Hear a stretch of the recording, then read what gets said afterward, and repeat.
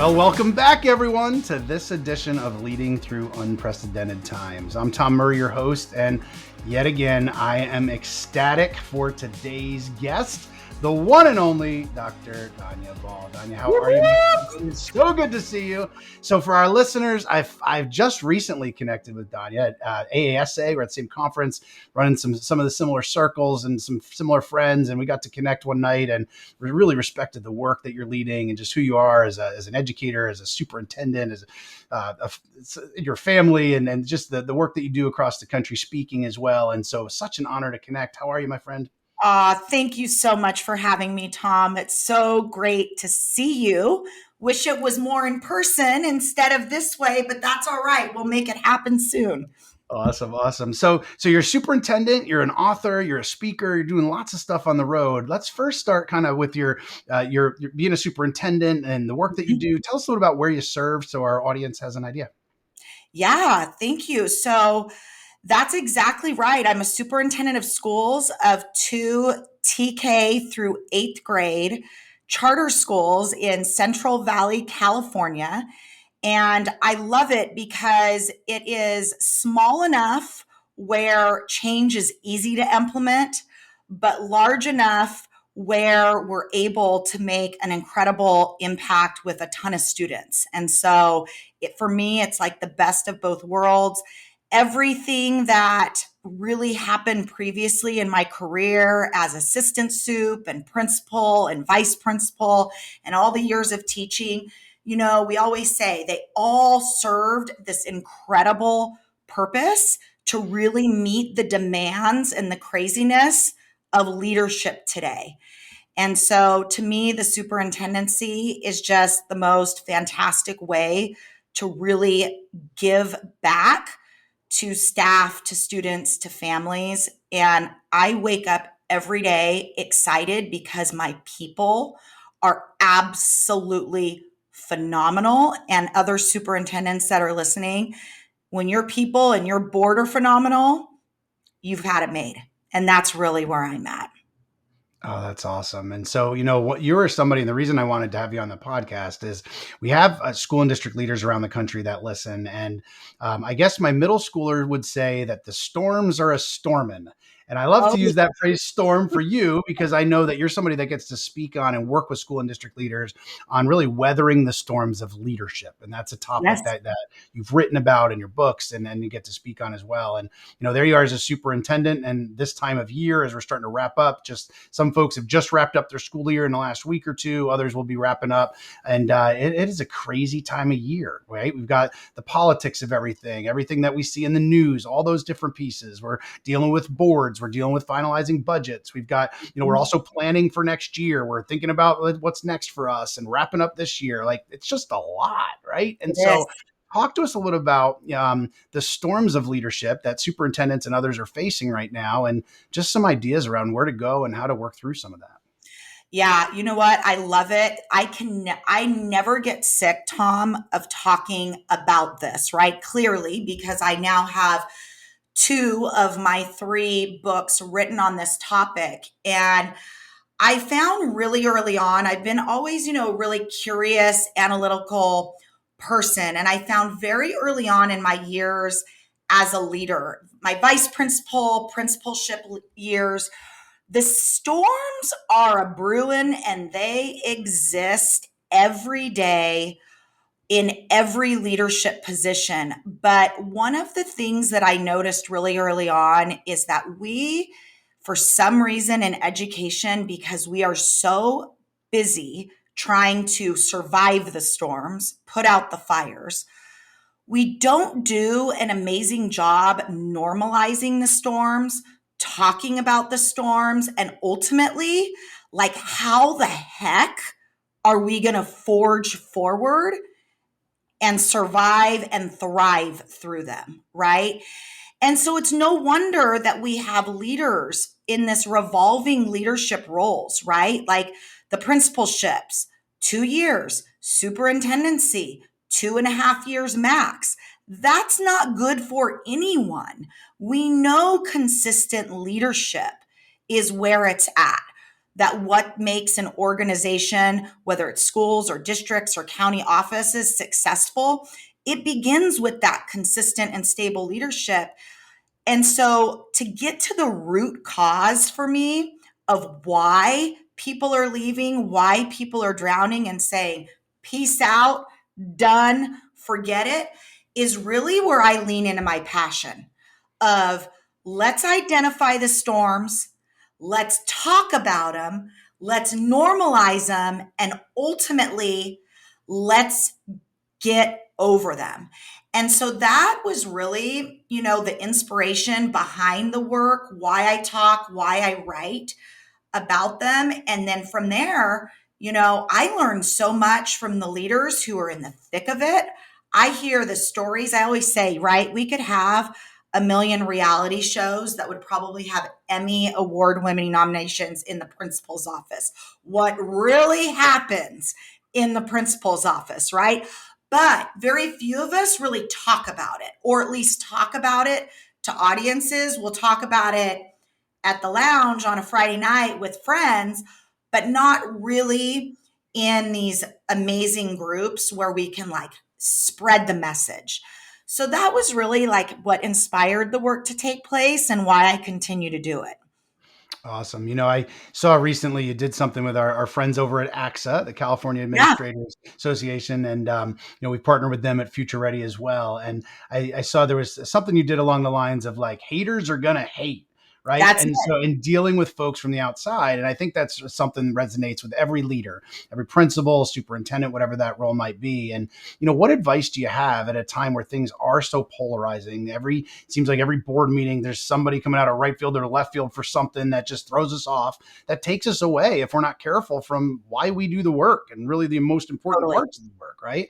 And it's also been some really challenging times for our leaders, especially post COVID. So talk to us about some advice you have for folks as they're leading that maybe don't have the thick skin that they need for a leadership role like a superintendent. Yeah. And it's no wonder that, especially our new leaders, this is the area that is the hardest, most challenging transition when going from more like the certificated positions to leadership positions or admin. Because typically, right, like as teachers or psychologists or nurses, whatever our positions are in public education, many of us, including myself, we're people pleasers, right? Our students love us, our parents love us, our admin really loves us, right? We strive to please. We are people centered industry. And then here we go. We're driven, we're determined, we make that jump into this admin world. And like day one, at least for me, that was how it was. I was not prepared for the haters to be attacking and attacking hard. And when they're attacking us personally, our, who we are as human beings, not just the work we're doing, but who we are, that is a really, really difficult challenge, which no wonder why principals are like, done. Or superintendents, when they're being attacked by their boards, are done because they're saying, look, having this internal conflict of standing strong in the face of adversity, making unpopular decisions that are absolutely best for students, community, staff. And yet I feel like I'm losing. How can I even, and why is it even worth it? And how can I even overcome it? And so, what I really walk leaders through is a process of really understanding why the haters even exist in the first place. We talk about social categorizing. We talk about that sometimes, and usually, right? Somebody doesn't like Tom. It's not usually because of Tom. Tom's a principal.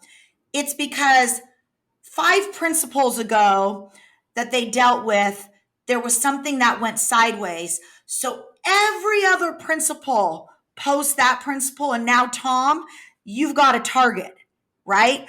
When we take ourselves out of it and we don't make it about us, but we make it about the issue, that's number one in being able to confront it.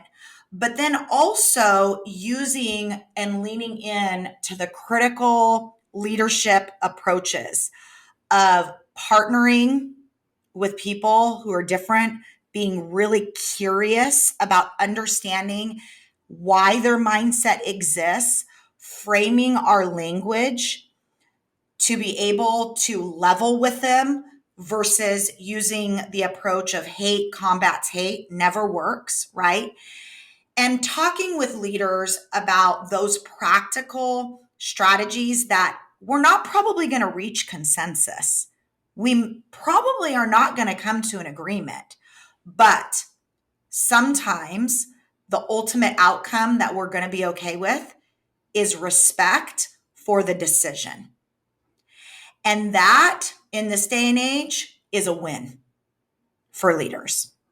Yeah, and the importance of recognizing and celebrating those wins as well. And I think you're hitting on so many key pieces there that really will resonate with anybody in a leadership position.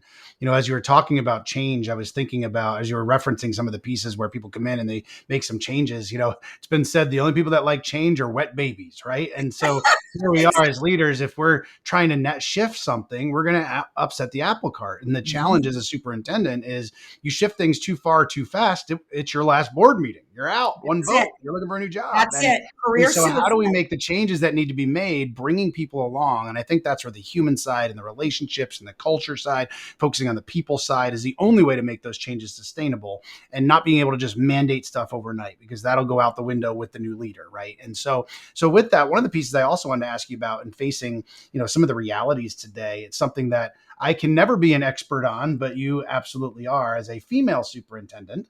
Not an area of expertise for me at all by any means, but I've also personally tried to grow to recognize you've faced challenges in your leadership that I've never had to face. And I recognize that vulnerably. When I walk into a room as a former school and district leader, many times I'd sit down and I'm sitting around a whole bunch of men right around me in leadership roles. And what we know about education, like many other facets of our world and industries, especially in education, you have a lot of females that are teaching. When I was an elementary teacher, the opposite was true. I was the only male in my building. I worked with all females. And Absolutely. as you got up the leadership chain, that flipped. And so talk to female leaders or aspiring female leaders, if you would, maybe about some of those changes. It's interesting. I had a conversation with another female leader recently, and I said, one of the things, that conversation that I had was I've grown to appreciate somebody like me. I've been on the road and I get to speak a lot, and with Future Ready, we're all over the place and doing stuff. Nobody's ever come to me and said, "Oh, but what about your children?" But that's a Exactly. comment that female leaders or female superintendents may get often, right? And so Oh, that, yeah. just the stereotypes and the how that looks at me as, well, that's a hard worker, but but as a mom, how do you do that? And so that's just an everyday occurrence that female leaders face that I've never faced, and I recognize that.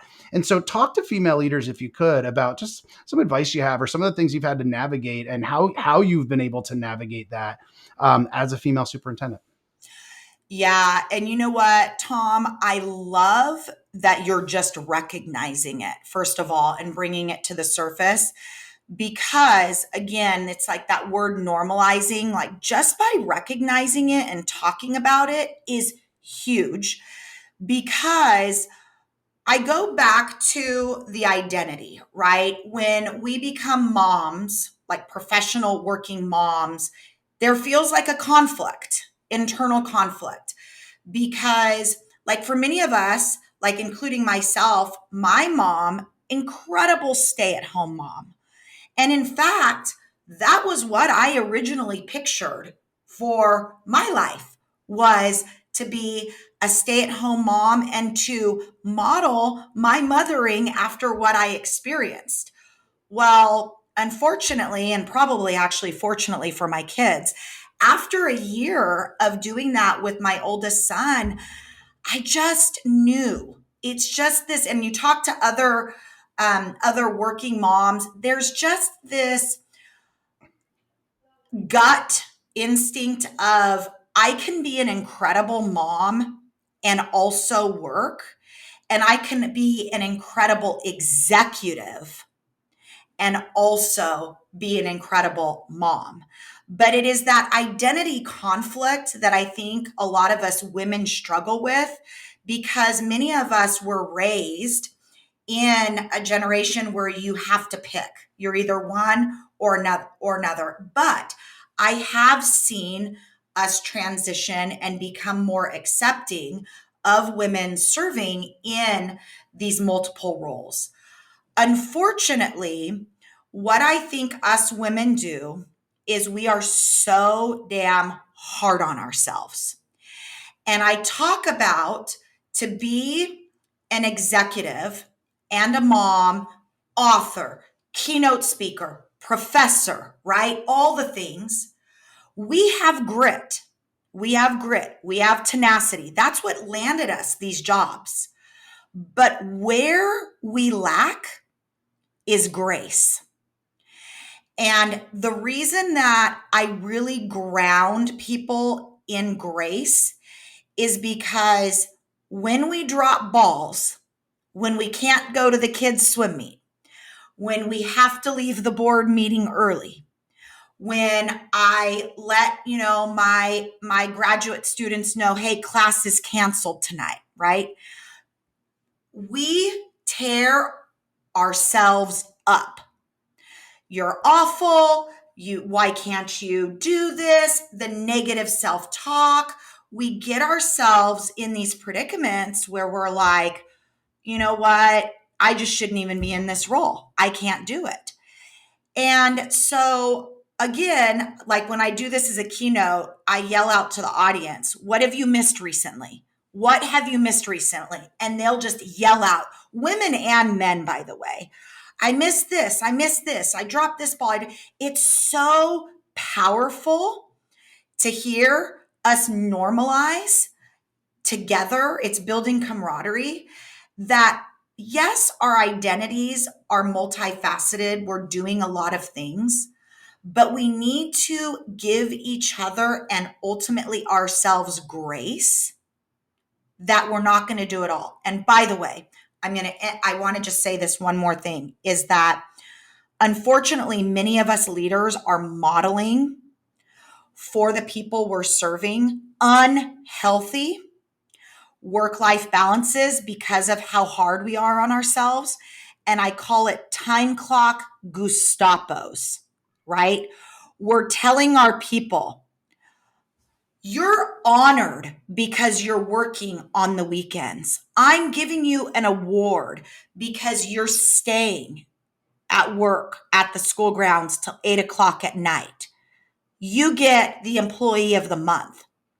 That is absolutely killing the morale of organizations. And just because I, as a superintendent, choose that work mentality in order to get that job done, we're creating a whole bunch of leaders and teachers who are burned out that may never even get the chance to be successful at their job because of us glorifying the number of hours that we're putting in the day versus the outputs, the quality of work that's being done for the sake of kids. As you can tell, I'm super passionate about this. I could go on forever about it. But that, in a nutshell, like as a woman leader, is what I am so passionate to instill in other women and men leaders, because of how hard we are on ourselves to just do it all, giving ourselves grace and others grace for being able to have these full, rich lives outside of our day job. Yeah, I'm going to ask you about one or two strategies that you have specifically, that you do that helps keep you in your own boundaries when the work is all there and you could work around the clock. But as you're talking, so I'm going to follow that up in just a moment. But as you're talking, I was thinking as you were talking about women in leadership, I saw a study, and I don't quote me on this because it was somewhere in this realm, and I might goof the numbers up. But for women in leadership that were looking to advance positions, when they look at a job description, It was somewhere along the lines of naturally a woman will analyze the job description and almost innately feel unqualified if they don't have like 10 out of 10 things that they're asking for. Where a man innately will look at it and be like, well, I got 3 or 4 of them. I can figure out the rest. And I'm it was just good. a difference, right, in that. And I don't remember the study, but it was something along those lines. But it showed that like men were just much more prone on the whole to be like, yeah, I'm going for that job. I'll try that job. Where what you're talking about, some of the self doubt, some of the questioning, am I really capable of doing that, was just much more prone to that. And so it just helped me as I just reflect on my own lens, my own mindset in those pieces of recognizing some of the challenges, like we shared earlier, that you faced in your career that I've recognized I had never had to face. And so Yeah. recognizing And, those pieces. I agree, Tom. And then the other piece that leads to this is that, many of us women are, and I don't want to just have this be gender specific, because I know that there are some men that absolutely relate to this, but I do believe, for all the reasons that you've shared, that women really struggle with this, because for many leaders, including myself, we've been passed up or rejected for positions because there was an underqualified person of the opposite gender who, for whatever reason, right, were granted the position because of, and I don't like to lean in on because they're male. That is what it appears to the communities, right? But 5 years ago, and I've shared this story a lot, and I write about it in my books about career rejection. I was next in line for a superintendency, and I had been in that district for 15 years. And the community was behind me, the staff was behind me, right? It was like, oh, tag, you're it. And to be passed up for that position for someone who, was not even in the assistant superintendent role, but in a director role, also internal. That was a huge groundbreaking moment for me that you're kind of tapping into right now, because a lot of people were coming out of the woodwork and were like, well, if you would have been a man, you would have gotten it, right?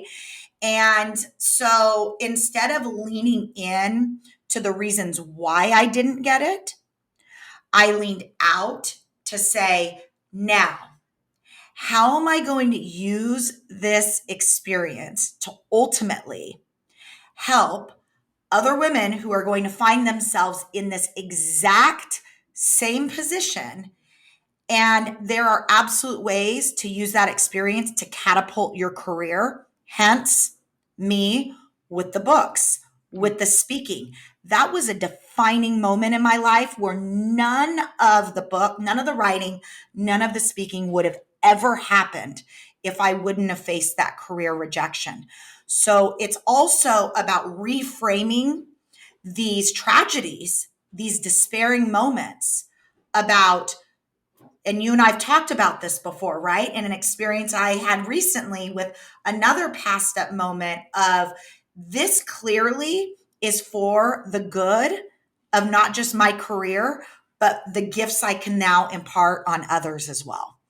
Yeah, and so I want to get back to thank you for sharing that adding those pieces there, and it is completely in line with why your last books are called "Adjusting the Sails" and "Against the Wind," because what you just shared is that, and that was just one moment for you that you'll find in those pieces. But I think just being able to navigate that is something I think every leader can relate, because maybe it's not that job offer, maybe it's something that you had pushed forward and the board says no, something that doesn't get funded, something teachers don't get behind, like whatever that may be. How do you leverage that obstacles can become opportunities? I want to Exactly. jump back to the piece that you started to also go into a little bit around really just juggling the demands of leadership, right? And especially this time of year as we're wrapping up, seems like there's a concert or something every night that people have to be at.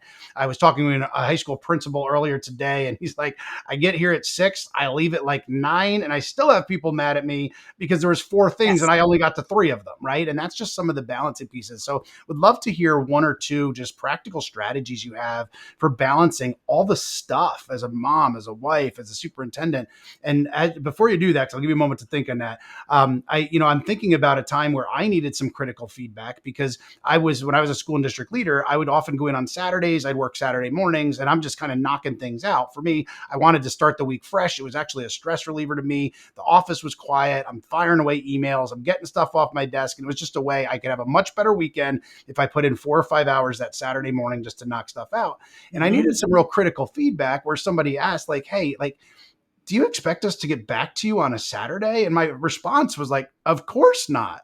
But the Exactly. problem was when I was the boss sending all of that stuff, people didn't necessarily realize that. And I'm thinking, like, why would I expect you to get back on a Saturday or Sunday? I'm just trying to get it off my plate. So a simple strategy for me, and still even using it to this day in the organization of Future Ready, wanting to respect people's weekends and never think, that I'm expecting a response on a weekend. A simple strategy for me is I'll schedule it for Monday. Schedule it for Tuesday. Like if it can wait, don't send it over the weekend, because knowing educators, knowing how much they care, sometimes someone will be on there all night thinking about something, and you don't want to do that. And so that was a lens that I had to shift, because it was all well intended. I was trying to get something off my plate, but my people were internalizing, or at least some of my people were internalizing, wait, like, am I supposed to get back to you as emails would come back over the weekend? And I just didn't want that. So well intended, but unintended conduct. Exactly. So what's a strategy or two that you have around what we're talking about that you do personally that you recommend to school and district leaders around some of those boundaries or kind of self-care or family style? Yeah. What do you think? Well, number one, I start off every school year, and I did this when I was principal, and I do this as a superintendent, right? We all give like an opening address, an opening welcome. Okay. And during that welcome, every single year, whether there's new people in the audience or the same or hardly any new people in the audience, I revisit a few of my absolute non negotiable core values. One of them is just one slide of my family together, and it's usually like a summer vacation picture. And I tell them, I don't just love you, I love the people that are behind you. These are my people, and you all have yours. And this work that we're doing on behalf of kids is amazing, but we can only do it if we're taking care of the people that are in this picture, myself and my family.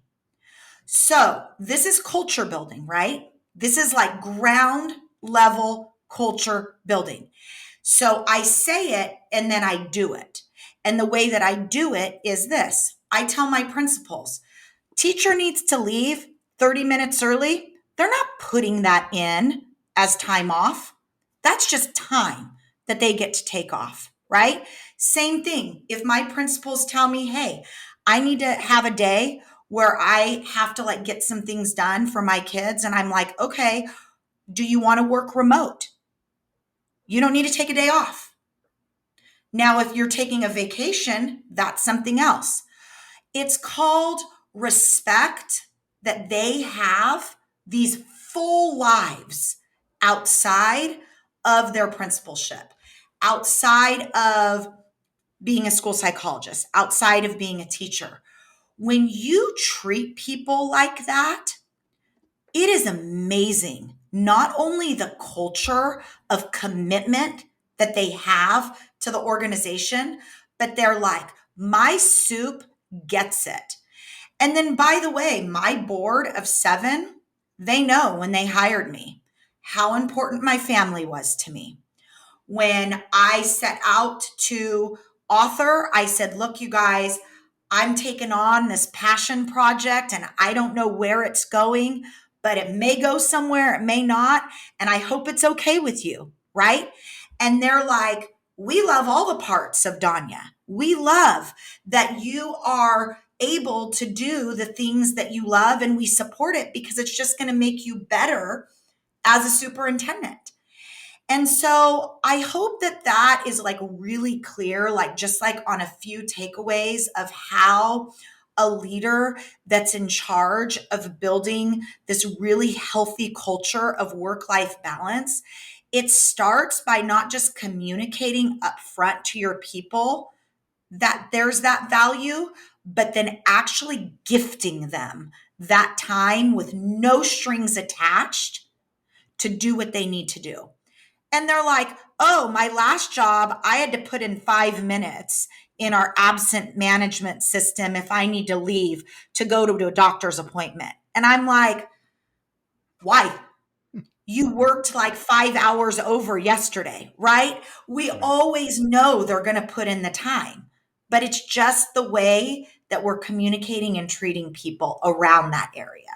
I love that. Such great knowledge there. So I know we're getting tight on time, but I want to ask you, we've focused so much today on, just some of the struggles with leadership, some of the real challenges that are out there and for females and all the different pieces. Putting your superintendent hat back on, I want to give you a minute or two to think of something that you're super proud of happening in your schools right now. We focus so much on navigating the storms, which is really what folks are facing, but hit something that you're super proud of right now that's happening in your schools that when you walk through, it makes you smile extra large. What do you got? Yeah, what I am the most proud of is that our organization, our schools, all of our staff, we did some really heavy work this year in the area of like discovering our own biases, our own bias.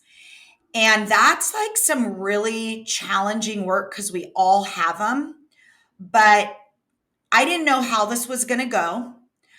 I noticed that there's definitely pockets of where, cliques, staff, some staff together, students, right? Some student groups being loved, whereas others, I felt like, gosh, we just need to do more. Why it doesn't this feel and appear to be as inclusive as it should? Well, it starts with the adults in the organization, right? And so I basically have just like I started out with like these amazing people that work in this organization. And we said, you know what? We can't even talk about math achievement. We can't even talk about sports, right? We can't even talk about those things that we typically talk about until we, as the adults, get ourselves straight.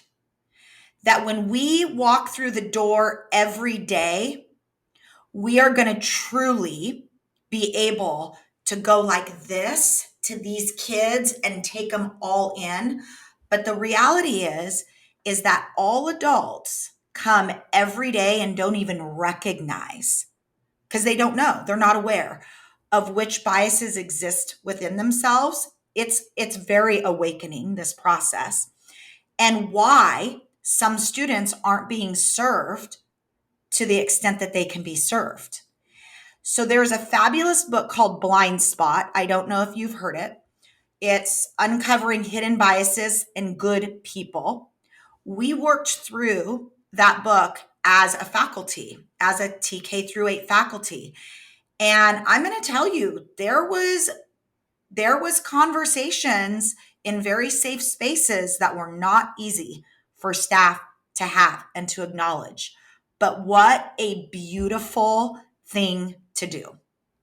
So Well, that I am insanely proud of. as you should be. And kudos as a leader for willing to take that on for the kids and community that you serve and helping people reflect. And let's be real, as leaders, we're growing as well. And I'm sure that you were right alongside having some of those conversations on how your lens has shifted, how your mindset has shifted as you've grown as a leader, but also as a person and how you see the world. So one final question for you that I love to ask you, and you've been dropping advice for 30 straight minutes here. But I love to end on just something that's on your mind, something that's on your heart for school and district leaders as we wrap up this year, as we look into next year, something that you're thinking about. What advice would you give, no matter if they're an aspiring leader, instructional coach in a building, or a principal, or even an experienced superintendent? What's something you'd share with them? Let's ground ourselves in curiosity, in discovery. And I say that because, Tom, there's so much divide amongst leaders, amongst educators. It's really heartbreaking to me to see, religious divide, political divide. And yet, like, this is like an industry where we want to be bipartisan, where we feel like we're all in this together. And the reality is that we're not necessarily all in this together, because there's judgment, there's just, anger, there's a lot of emotion filled opinions that can truly take away from the good work. And I find that the leaders and the people that I meet that stay insanely curious and open-minded to like really want to understand something new and grow. And I love it when people convince me and I change my mind. Like, I used to be like, oh, does that mean I'm a weak leader because I shifted, right? Because like I don't want people to see that. But I actually dig it. I love it, like when Tom can like talk to me and be like, dude, Donya, like, listen to yourself. Think of this. And then like me listen intently, not say a word. And whether the conversation is 2 minutes or 2 hours, like I'm like mind blowing, go, okay, my thinking shifted. Thank you. I'm good. Bye. Like, if we could just lean into that curiosity and love of each other's brains more, I just don't feel, I know, and how much more productive our work would be. So well said, my friend. So final thing for you, folks want to reach out, how can they connect and how can they follow your work? They can go to donyaball.com. They can find me on LinkedIn, Twitter, Instagram, Facebook, and even Threads now, by the way. I'm on Threads. I don't even know how to use it. All the things. Awesome. Yes, all right. Absolutely. Yeah, well, thank you so much for having me. This is fantastic, powerful conversations. Awesome. So that's Dr. Donya Ball, everyone. Donya, my friend, so good to see you. Thank you for your time. Thank you, Tom. Have a great one.